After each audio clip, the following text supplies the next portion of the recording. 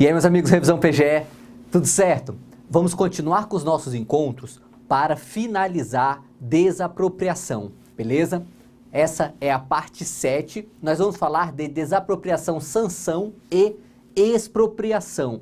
São basicamente 3 modalidades bem específicas que ou são desapropriação, conforme toda a doutrina reconhece, que é o caso da desapropriação sanção urbana e a desapropriação sanção rural, ou é, na verdade, uma espécie de confisco, que a maior parte da doutrina vai falar que nem desapropriação de verdade é. Mas como é muito semelhante, é importante a gente conhecer para saber diferenciar, beleza?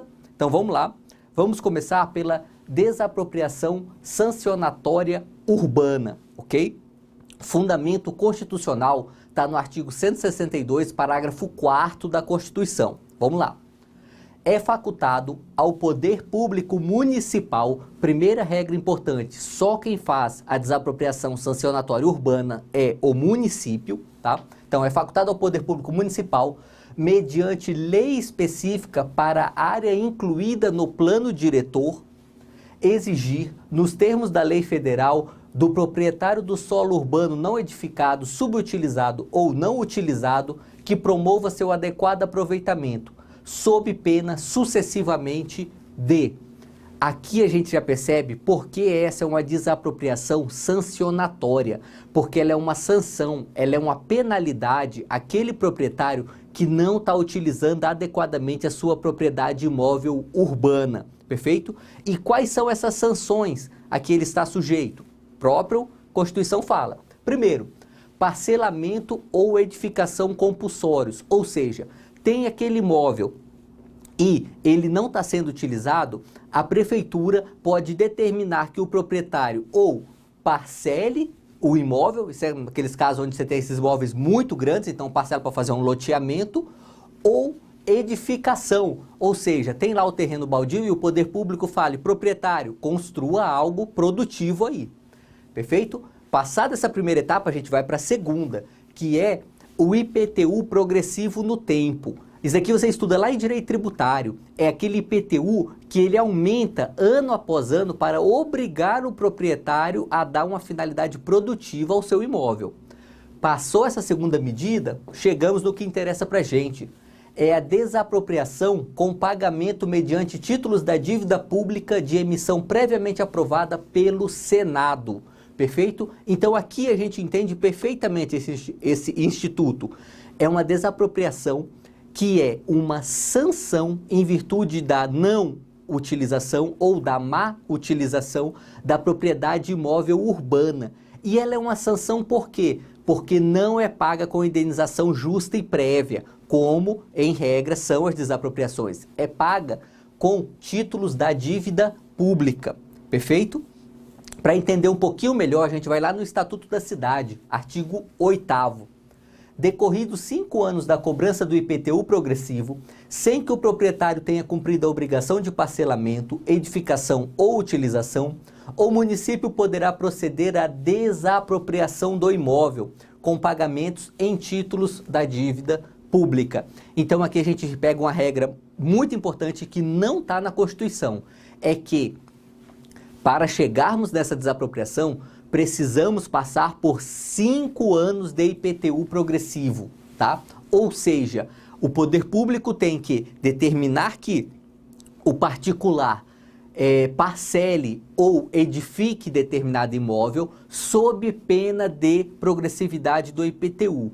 Passados 5 anos dessa sanção de progressividade do IPTU, só então podemos chegar nessa desapropriação sancionatória aqui.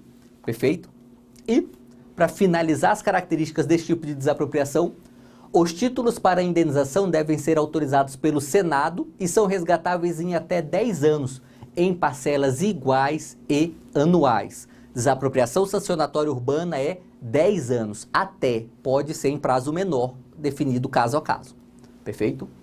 A justa indenização considerará o valor da base de cálculo do IPTU, tá?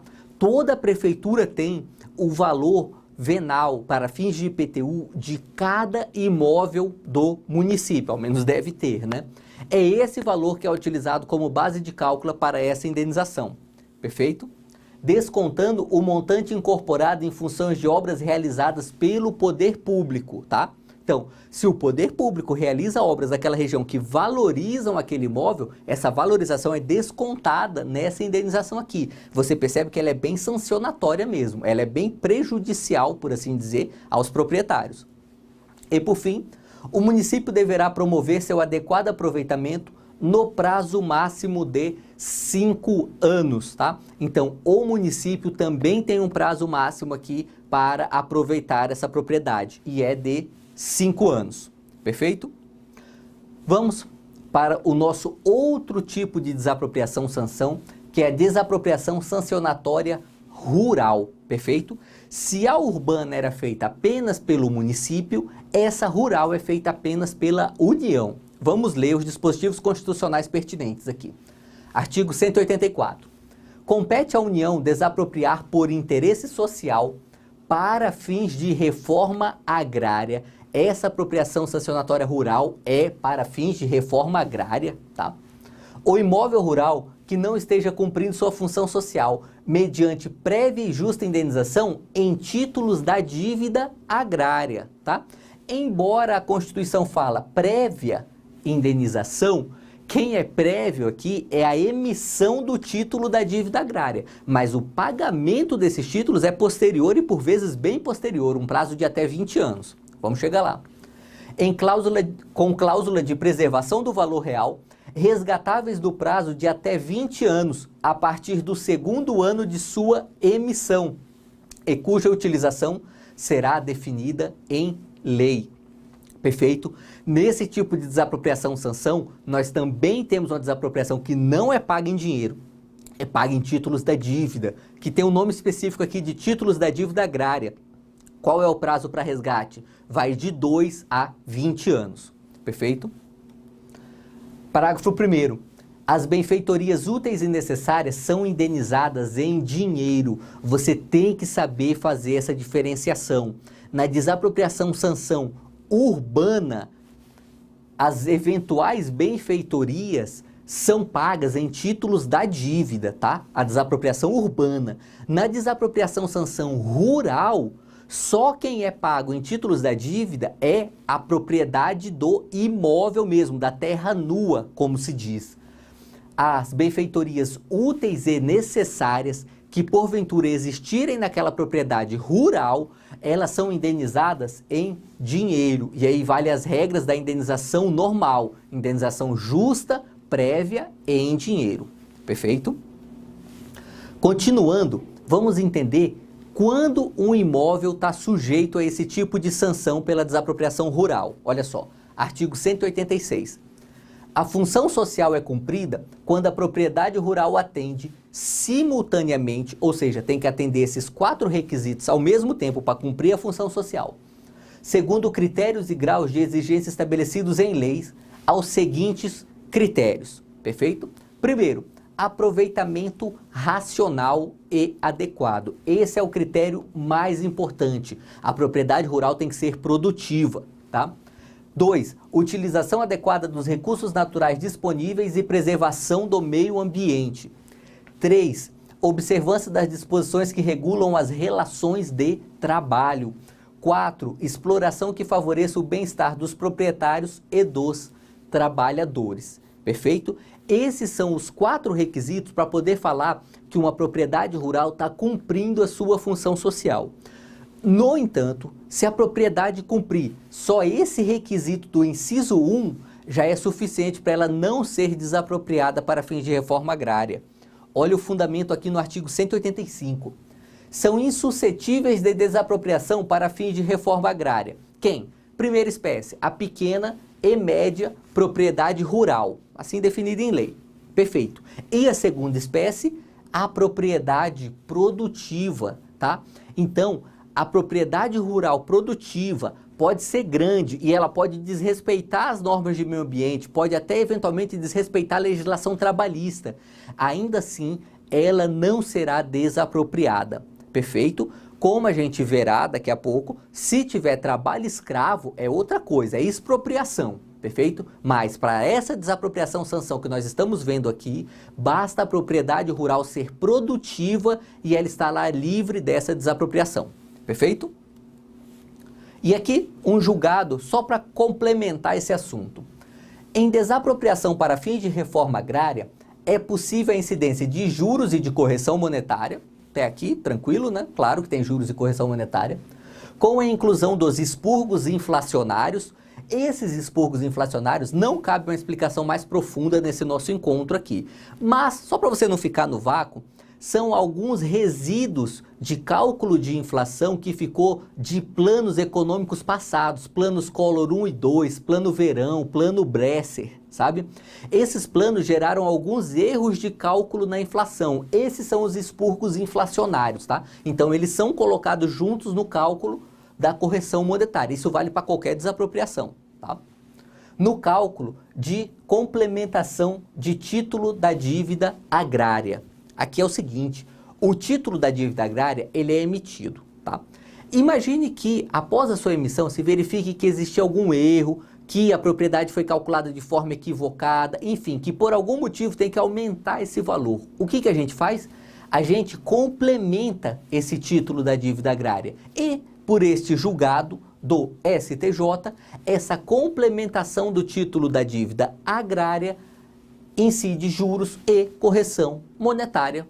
Perfeito, tranquilo esse julgado. Esse julgado ele é especialmente relevante se você for fazer advocacia da União ou Procuradoria Federal, tá? Para procuradorias estaduais e municipais, esse não é um julgado que você deve se preocupar muito. Perfeito? E vamos lá para o nosso último tipo aqui analisado nesse encontro, que é o confisco da propriedade, também chamada de desapropriação confiscatória, tá? Existe uma divergência doutrinária se isso é desapropriação ou não. Para fins de concurso, não vale a pena perder tempo nessa divergência. Simplesmente saiba que existem esses dois nomes, que quer dizer a mesma coisa. O confisco da propriedade e a desapropriação confiscatória são umas hipóteses previstas no artigo 243 da Constituição Federal. Temos que fazer uma leitura muito atenta desse dispositivo. Beleza? Nesse dispositivo aqui tem quase tudo que você precisa saber sobre esse assunto. A gente complementa com 2 ou 3 julgados e mata essa matéria. Perfeito? Vamos ler. As propriedades rurais e urbanas, tá? Então olha só, aqui no caput do artigo 223 a gente está falando de propriedade imóvel, tá? Por isso que faz sentido falar em rural e urbana. Então, as propriedades imóveis, rurais e urbanas, de qualquer região do país, onde forem localizadas culturas ilegais de plantas psicotrópicas ou a exploração de trabalho escravo, tá? Até a emenda constitucional, se não me engano, número 81 de 2014, era apenas culturas ilegais de plantas psicotrópicas, tá? Mas essa emenda constitucional acrescentou ao dispositivo uma outra hipótese de incidência aqui, que é a exploração de trabalho escravo. Então, se no imóvel urbano ou rural nós encontrarmos plantação de drogas, de psicotrópicos ou trabalho escravo, na forma da lei, serão expropriadas e destinadas à reforma agrária e a programas de habitação popular, sem qualquer indenização ao proprietário e sem prejuízo de outras sanções previstas em lei, observado no que couber o disposto no artigo 5º. Perfeito? Então, olha só, bastante atenção aqui. Qual é a destinação que a própria Constituição fala que esses imóveis devem ter? Reforma agrária e programa de habitação popular. E o proprietário, ele recebe alguma indenização? Nenhuma, nem em dinheiro, nem em título, em nada. Por isso, parte da doutrina fala que isso, na verdade, não é uma desapropriação, é uma expropriação, é um confisco, perfeito? Mas essa é uma discussão mais de vocabulário. O que interessa pra gente aqui é, não tem indenização, perfeito? Vamos lá. Julgado importante agora do STF de 2009. A expropriação irá recair sobre a totalidade do imóvel, ainda que a droga, que a plantação de psicotrópicos seja encontrada em apenas parte do imóvel, tá? Esse julgado do STF é bastante duro com quem é pego nessas hipóteses do artigo 243, perfeito? Ainda que apenas uma pequena parte do imóvel esteja sendo usado para fins ilícitos, no caso aqui a plantação de psicotrópicos, mesmo assim o imóvel todo será desapropriado e não apenas aquela pequena parte que estava sendo efetivamente utilizada, ok? Mais um julgado. A expropriação prevista no artigo 243 da Constituição pode ser afastada desde que o proprietário comprove que não incorreu em culpa, ainda que em vigilando ou em eligendo. Olha só, não é responsabilidade objetiva do proprietário, tá? Presta atenção nessa frase. É bem possível que caia em concurso uma alternativa que fale que é responsabilidade objetiva do proprietário aqui no artigo 243. Não é.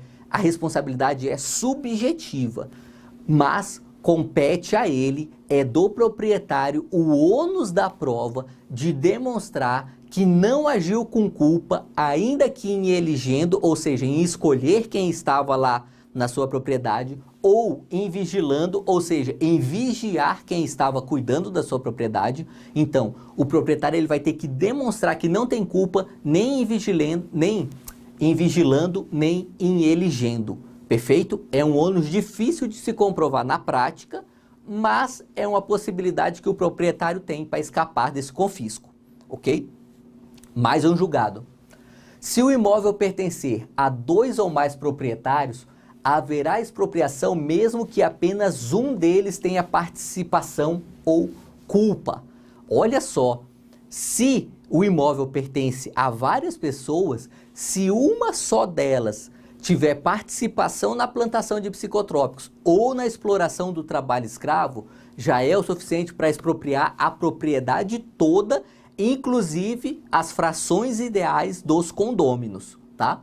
E esse eventual condômino, ele pode exigir, obviamente, uma indenização daquele que deu caso à expropriação. Mas esse é um problema entre os particulares. Para o poder público é indiferente. Para o poder público, expropria o imóvel todo. Perfeito? E temos que conhecer ainda o parágrafo único aqui do artigo 243. Todo e qualquer bem de valor econômico apreendido em decorrência do tráfico ilícito de entorpecentes e drogas afins e da exploração de trabalho escravo será confiscado e reverterá a fundo especial com destinação específica. O que você tem que prestar atenção nesse parágrafo único é que ele não está falando de bens imóveis, tá? Esse parágrafo único, ele está falando também dos bens móveis, perfeito? Veja, o caput trata só de imóveis, agora aqui no parágrafo único não, ou seja, todo e qualquer bem de valor econômico. Aqui, o mais comum é a utilização de veículos, de carros. Imagine que se utilize um veículo para trazer droga de algum país vizinho ao Brasil. Nesse caso, esse veículo será expropriado, perfeito? Então, apreendido em decorrência do tráfico ilícito de entorpecentes e drogas afins e da exploração de trabalho escravo, será confiscado e reverterá a fundo especial com destinação específica. E aí, para a gente fechar esse nosso encontro, decisão do STF em 2017 com repercussão geral, que falou o seguinte: é possível o confisco de todo e qualquer bem de valor econômico apreendido em decorrência do tráfico de drogas, tá?